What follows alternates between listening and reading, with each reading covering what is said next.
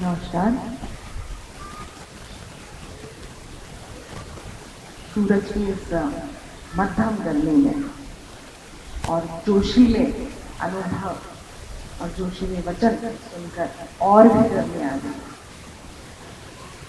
यहाँ विराजमान आज के अतिथियों के बीच डॉक्टर सुमन यादव, डॉक्टर लक्ष्मी जी, श्रीमती रोहिणी जी, राजेंद्र जो कि मेरे बड़े भाई के समान हैं। राजेंद्र जी, आपसे मुलाकात वाकई ऐसी है कि जैसे कृष्ण ने ही मिलवाया हो। और आज के इस कार्यक्रम में मुझे लगता है इस प्रांगण में सबसे अग्रज जो हैं, जो सबसे बड़े हैं, जिनके अनुभवों के बीच में ही कहते हैं कि एक तरह से वट वृक्ष है हमारे बीच, श्रीमान रामकरण जी, सभी का अभिनंदन। और मुझे यहाँ आमंत्रित करने के लिए राजेंद्र जी आपका भी बहुत बहुत धन्यवाद।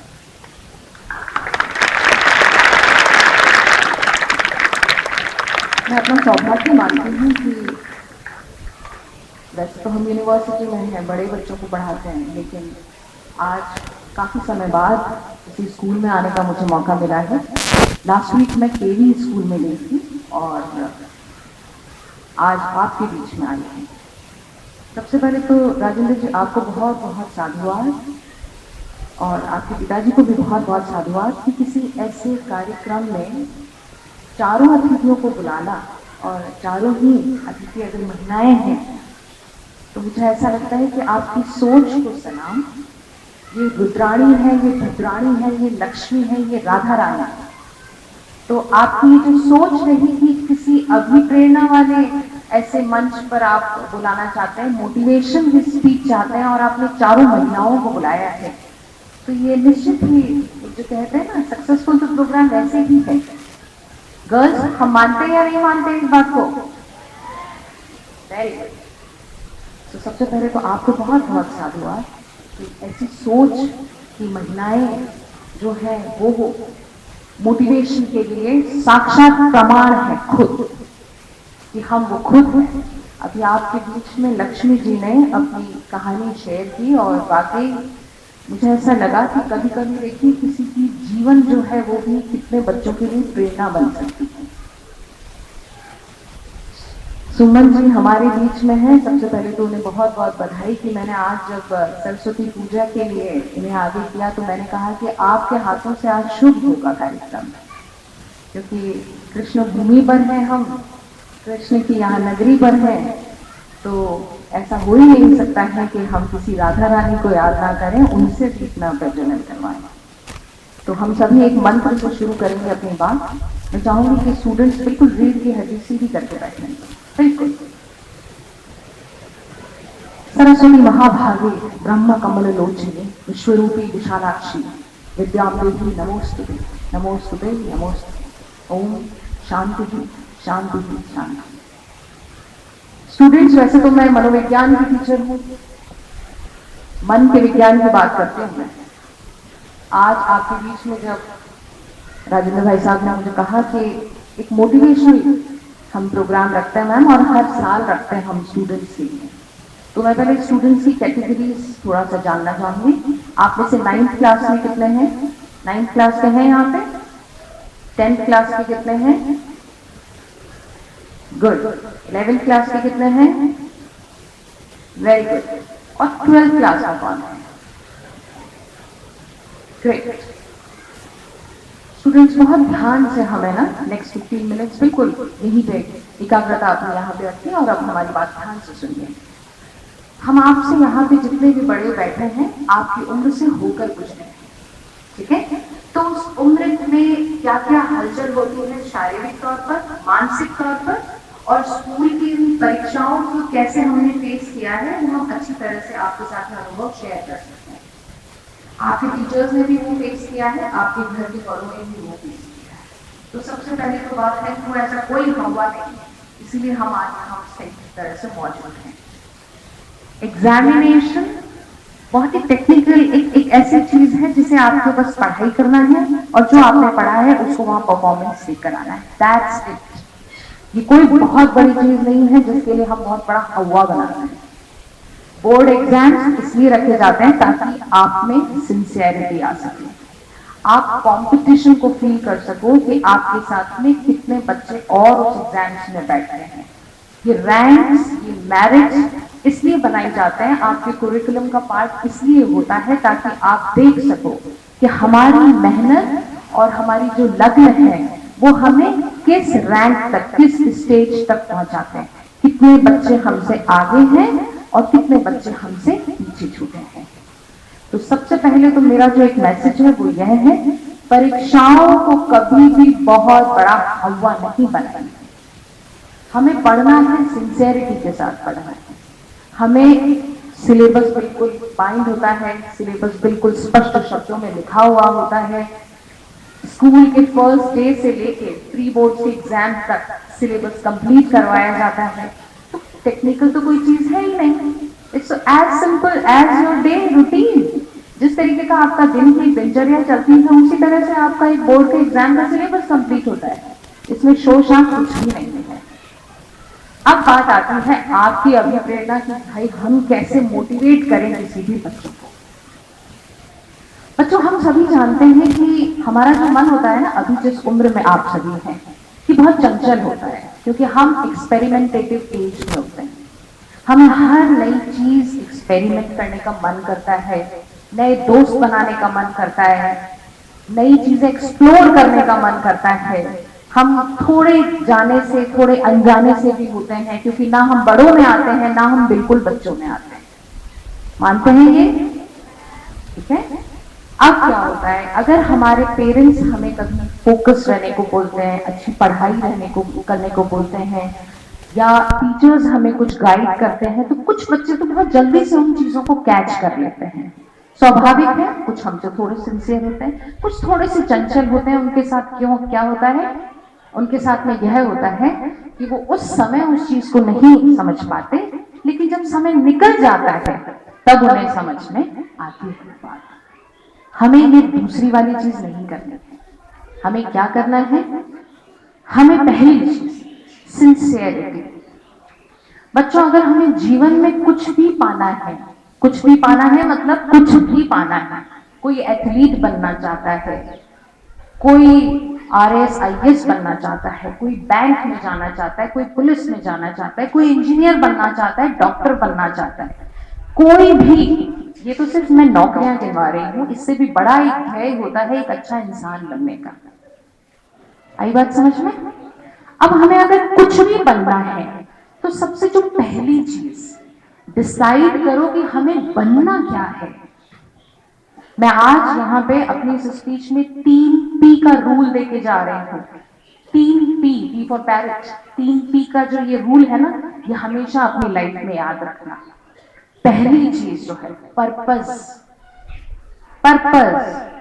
हमारा गोल तय हो, हमारा ध्येय तय हो, हमें बनना क्या है वो हमें अभी से सोचना पड़ेगा। जो 9th में है वो जरा सोच लो अभी से। आपके पास में 10th के बाद में सब्जेक्ट स्ट्रीम आप चूज करेंगे। आप 10th तक सारे सब्जेक्ट्स पढ़ेंगे, science, social science, mathematics, English, Hindi. आप देखिए कि आपको किस विषय में आपकी रुचि बन रही है।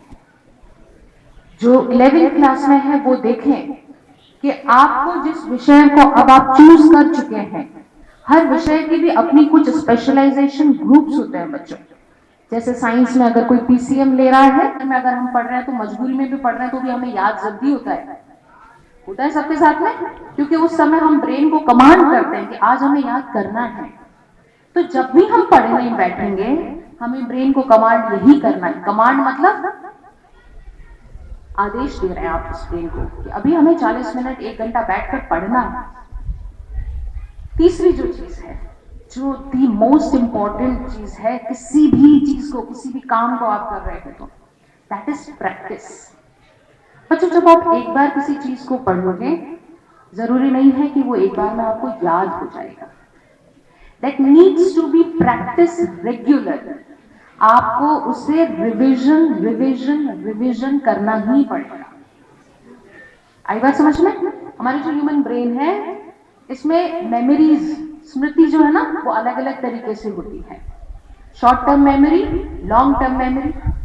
तो जो शॉर्ट टर्म मेमोरी है, जैसे अगर मैं आपको अभी यहीं पे बैठे हुए मंच से बोलूं कि सुमन मैडम ने जो भी बोला था, आप मुझे वर्ड टू वर्ड बताइए, हम में से यहाँ हम जितने भी बैठे हैं कोई नहीं बता पाएंगे।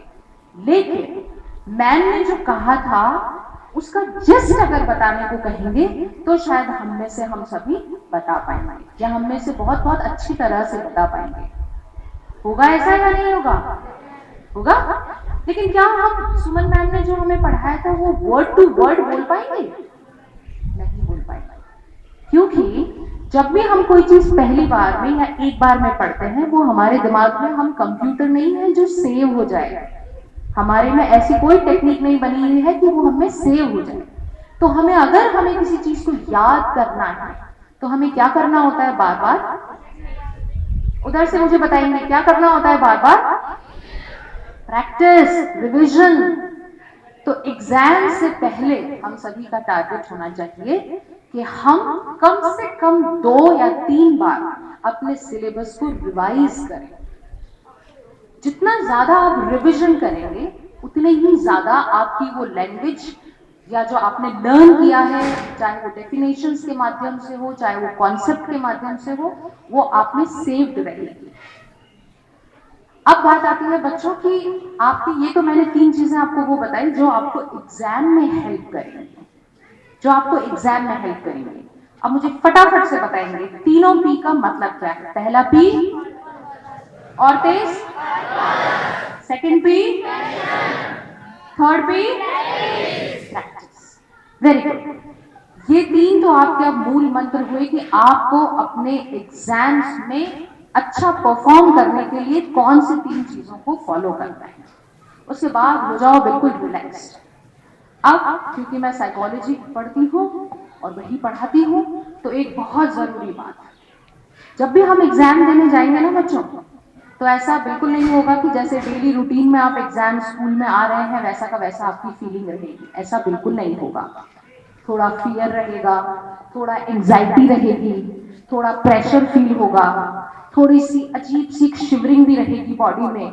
क्यों? क्योंकि आप एग्जाम्स देने जा रहे हैं। क्योंकि आज पेपर कैसा आएगा आपको नहीं मालूम। आपकी तैयारी पर हमेशा एक संशय बना रहेगा कि किस तरह से आपकी तैयारी है, क्या हम कुछ अच्छा लिख पाएंगे या नहीं। जिनकी स्पीड कम होगी उनको यह भी फियर रहेगा कि कहीं मेरा पेपर छूट ना जाए, कहीं मैथ्स के पेपर में मुझसे कुछ सॉल्व ना हुआ तो। ये चीजें सबकी फीलिंग कॉमन थी। मैसेज को जो मैं देना चाहती हूँ आप सभी को, as a teacher, as a student, because life long हम स्टूडेंट ही रहते हैं, अपना पर्पस तय करें। आज जाते ही इन चीजों से सिर्फ एक चीज जरूर करना कि मुझे बनना क्या है, मुझे करना क्या है, मुझे मेहनत किस डायरेक्शन में करनी है। ये अपना पर्पस, अपना गोल बिल्कुल डिफाइन कर लेना।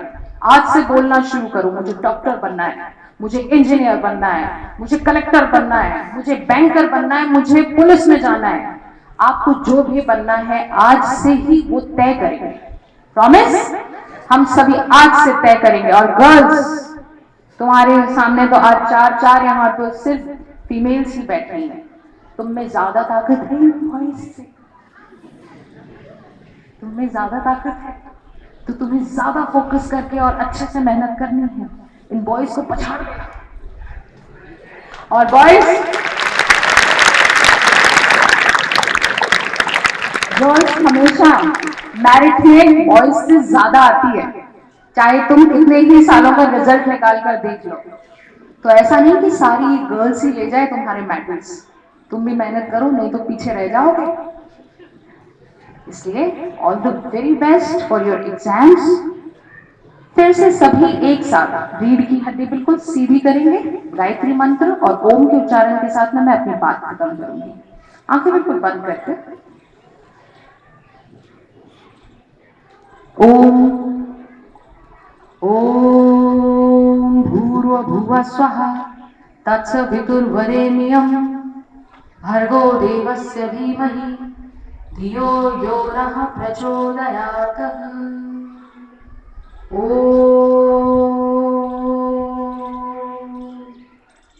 शांति शांति शांति। आप खुले अपने धीरे से, आप सभी इसी तरह से मुस्कुराते रहें। अपने दोनों हाथों को मलकर अपनी आंखों पे लगाएंगे और जोर से अच्छी सी मुस्कान एक दूसरे को देंगे। एक दूसरे को देखिए मुस्कुराते हुए। जब एग्जाम सेंटर में पहुंचो, एग्जाम देने जाओ, तो अपने साथियों को अच्छे से मुस्कुराकर ऑल द बेस्ट कहना।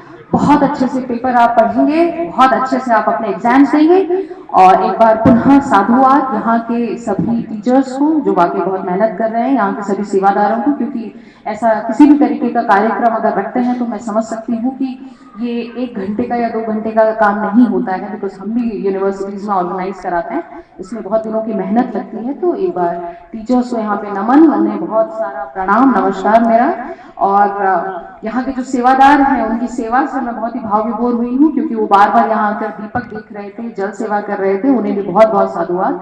राजेंद्र भाई साहब, आपको भी पुनः एक बार बहुत बहुत बधाइयाँ आपकी स्कूल में आकर। वाकई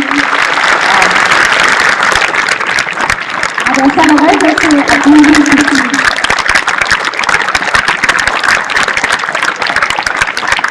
थैंक यू। आज आपके बीच में आके वाकई मुझे ऐसा लगा है कि अपने ही किसी परिवार के ही लोगों के बीच में मैं आई हूँ। ये प्रांगण, ये धरा वाकई ही कितनी हरियाली है। अभी जब यहाँ पे बोल रहे थे बीच में, तो यहाँ पे कुछ पक्षियों का झुंड भी आया था हमसे मोटिवेशन लेने। आपने गौर किया? ऐसे हरि खुद थोड़े ही आएंगे, हरि अपने कुछ लोगों को भेजेंगे कि जाइए वहां देखकर आइए कि बच्चे कुछ सुन भी रहे हैं या नहीं। तो बहुत बहुत आपको बधाइयाँ, बहुत बहुत सारी शुभकामनाएं। और हमारे आज के यहाँ पे इस प्रांगण में जो सबसे बड़े मौजूद हैं, पुनः एक बार उन्हें प्रणाम। रामकरण जी, आपका ही आशीर्वाद है, वाकई आपके ही वृक्ष है जिसकी छांव में हम सभी फल रहे हैं, फूल रहे हैं। धन्यवाद, धन्यवाद।